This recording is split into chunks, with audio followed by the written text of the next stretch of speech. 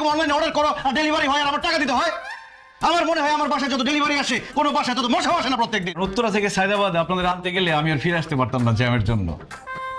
Wow, এত বড় বড় মাছ, এত সবজি, এত কাপড় চোপড়, এত খাবার দাবার, এগুলো কি আম্মা সব গ্রামের বাড়ি থেকে নিয়ে আসছেন? ও মাই গড, এটাই তো আসল সারপ্রাইজ।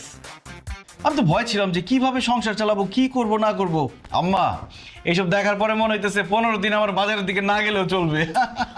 তুমি ভুল বুঝতেছো, এগুলো তো আম্মা আনে নাই, এইগুলা নিয়ে আসছে। ও, ওরা মানে তোমাদের গ্রামের ভাই ব্রাদার? যাক, খুব ভালো করছেন আম্মা। এতদেরকে পেট ভরে খাওয়াই দিবা, দরকার হলে বকশিস দিয়ে দিবা। তুমি আবারও ভুল বুঝতেছো, ওরা হচ্ছে ডেলিভারি বয়, এই জিনিসগুলো ডেলিভারি করতে আসছে। আমি তোমার বুঝাই বলে আসলে হয়েছে কি, তোমার যে ক্রেডিট না, আমার কাছে তো ক্যাশ নাই, তাই তোমাকে আমি তাড়াতাড়ি ফোন করে বাসায় নিয়ে আসছি যে তুমি টাকাগুলো দিবা। তুমি তাদেরকে টাকা দিয়ে তাড়াতাড়ি এখান থেকে বিদায় করো। দেখো এখানে অনেক বাজার আছে, এগুলো কাটাকুটি করতে হবে, রান্না বান্না করতে হবে, তাই না? আমার বলো অনেক কাজ এখন হাতে। বুঝতেছো না, আমার ক্রেডিট কার্ডের লিমিট ক্রস করো নাই তুমি। তুমি আমার ধৈর্যের লিমিট ক্রস করছো। ফয়জলামির একটা সীমা আছে, কত টাকা বেতন পাই আমি? তুমি এরকম অনলাইনে অর্ডার করো আর ডেলিভারি হয় আর আমার টাকা দিতে হয়?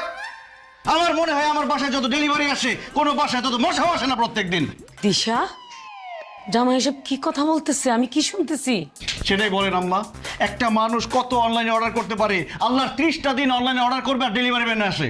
এই তুমি চুপ করো, তো কোনো কথা বলবা না। দিশা, আমি তো শুনছি জামাই অনেক বড় লোক, অনেক টাকা বেতন পায়, অনেক বড় চাকরি করে।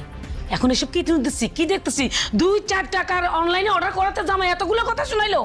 হেই, জামাই কি ফকিন্নি না কিপটা? আসলে